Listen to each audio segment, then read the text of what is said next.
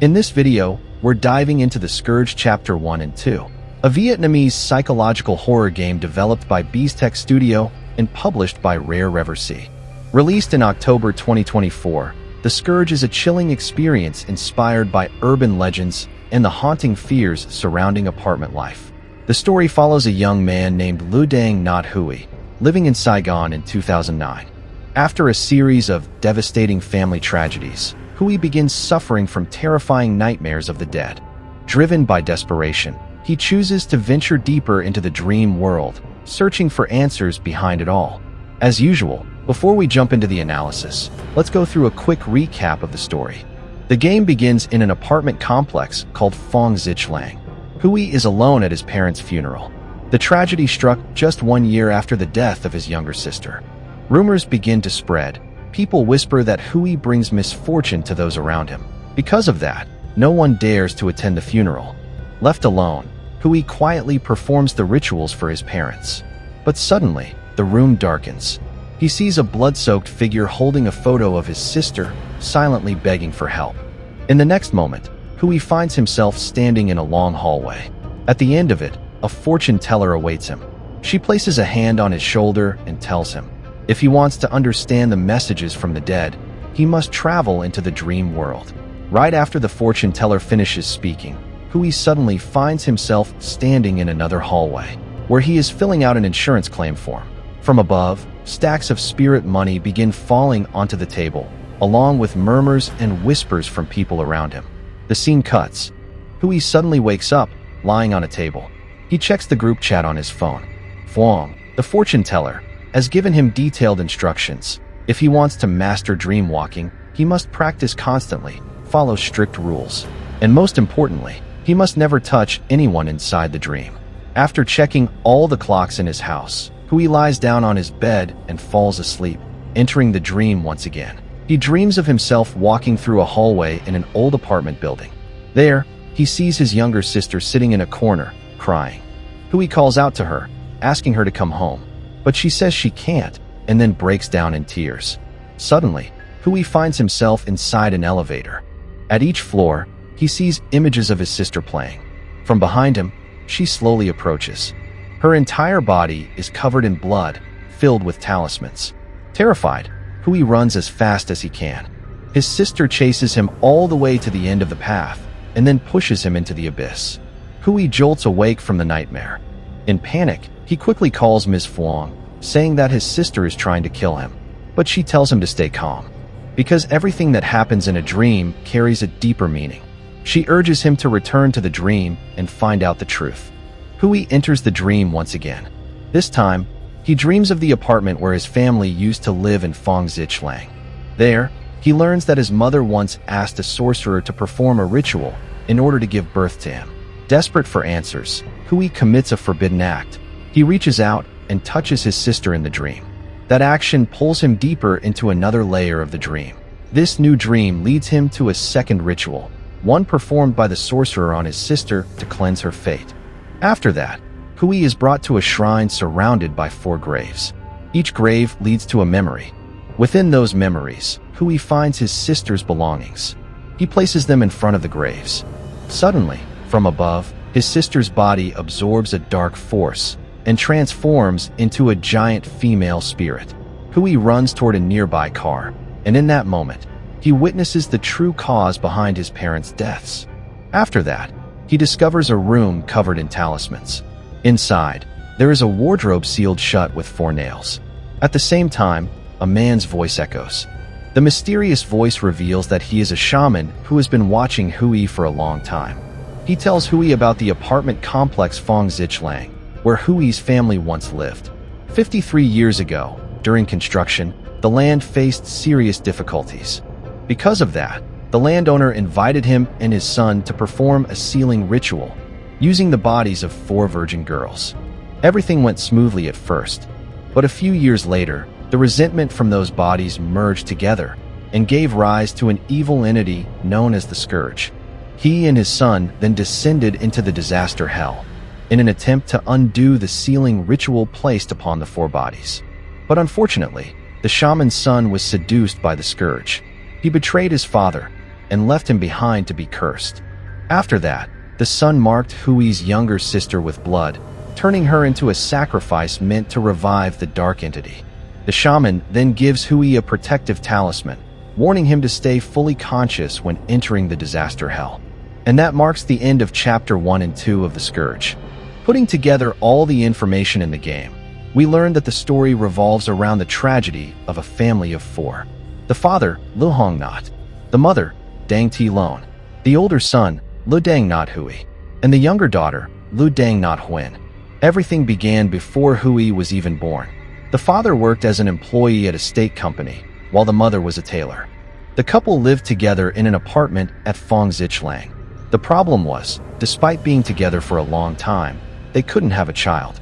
Grandma desperately wanted a grandchild, so she pressured the father to remarry. In March 1989, near their home lived a shaman named Tran Loi Dan. After performing a reading, he concluded that the family was being disturbed by evil spirits, which prevented them from having children. The shaman proposed performing a ritual to grant them a son and improve their fortune. After the ritual, on May 17, 1990, the mother gave birth to a boy, Lu Dang Not Hui. From the moment Hui was born, the family's luck began to change. The father was promoted to a higher position at work, and their financial situation improved significantly. 3 years later, on April 4, 1993, the mother gave birth to their second child, Lu Dang Not Huyen. As children, Hui and Huyen were very close. They often played together, flying kites, playing soccer. But as they grew older, the distance between them also grew. Sister was a thoughtful and understanding child. She knew that her parents always gave the best things to Hui, while she was the one expected to sacrifice.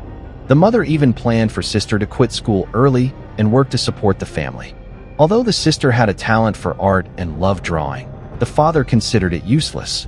However, ever since the sister was born, misfortune began to fall upon the family. The father constantly faced difficulties at work, while the mother had to borrow money from everywhere, leading to overwhelming debt. With so many strange things happening, the mother once again turned to the shaman. He said that the sister was a child whose fate would bring misfortune to her family, and that the older she grew, the worse the bad luck would become. The shaman then suggested performing a ritual to remove her bad fate. However, this ritual was not meant to help her at all. It was actually a blood-marking ritual. This detail connects to a much larger and darker mystery surrounding the Fong Zichlang apartment complex. This story is told through the words of a sorcerer who was sealed inside a cabinet. His name is Tran Dai Quang, and the sorcerer Loi Dan is actually his son. However, there is a strange detail. The two do not share the same surname. It is possible that after betraying his father, Loi Dan changed his name.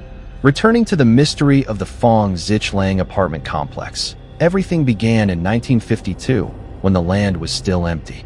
On May 5, 1952, the landowner held a groundbreaking ceremony to begin construction of the Fong Zichlang apartment building. However, the groundbreaking ritual on June 13, 1952 failed. After 6 years of unsuccessful construction attempts, the owner sought help from shaman on August 29, 1958. He and his son performed a sealing ritual on the land by using the bodies of 4 women of the metal element to form 4 spiritual pillars. This allowed the Fong Zichlang apartment complex to finally be completed and inaugurated on April 4, 1960. These 4 female corpses are also represented by the 4 portraits placed on an altar inside a small room in the shaman's house. Notably, the 4th portrait is blacked out, and the reason for this will be revealed later. After the apartment complex had been in operation for a long time, the 4 pillars began to accumulate resentment and negative energy, opening the way for the evil entity known as the Scourge, the many-armed female spirit seen in the game. The old shaman and his son then entered the realm of calamity to destroy the sealing talismans placed on the 4 pillars. However, the son betrayed his father, as he intended to turn the evil entity into his own servant. He abandoned his father in that realm, and at the same time, manipulated the minds of the father and the mother into believing that their daughter brought misfortune to the family. In reality, he wanted to use her soul as a sacrifice to resurrect the Scourge. On September 5, 1998, Under the guise of a ritual to remove bad luck, the shaman carried out the blood-marking ritual on the sister. In fact, this plan had been set in motion long before she was even born. While the mother was still pregnant, the sorcerer gave her a protective talisman, but in truth, it was a cursed charm. He also gave the father a blessed teapot, which was secretly imbued with the same curse. These two cursed objects gradually ruined the family's life, creating the perfect conditions for the shaman to carry out his plan. One more detail. According to Hui, the blessed teapot had been smashed by the father shortly before he and the mother met their fatal accident. This detail connects to the inappropriate behavior of the shaman toward the mother before the blood-marking ritual took place. It suggests that there may have been a sinful relationship between the shaman and the mother, something that the father eventually discovered. That would explain why he smashed the teapot and got drunk on the day the accident happened. Returning to the story, after being marked with blood, the sister began communicating with an imaginary friend. It is very likely that this friend was actually the Scourge. The entity gradually took control of her mind, leading to the event in early July 2008, when the sister took her own life by jumping off the apartment building. In his conversation with the old shaman, he explained that because the sister belonged to the metal element, the evil shaman used her to replace the metal pillar that had previously been destroyed. That destroyed pillar is the one represented by the blacked-out portrait among the four. The shaman used her body to reconstruct the metal pillar, and her soul as a sacrifice to resurrect the Scourge. Once summoned, the entity brought misfortune upon the residents of the Fong Zichlang apartment complex. Then, at noon on January 25, 2009, while intoxicated, the father drove the mother into oncoming traffic, causing the accident that took both of their lives. In that moment, we can see that the Scourge was actually gripping the father's hands, controlling him and forcing the crash into a truck. At the end of Chapter 2, Hui is seen stepping through a massive gate, which appears to be the entrance to the underworld. The reason he must enter this place is clear: to save his sister's soul, help her find peace, and banish the Scourge in order to protect the lives of everyone in the Fong Zichlang apartment complex.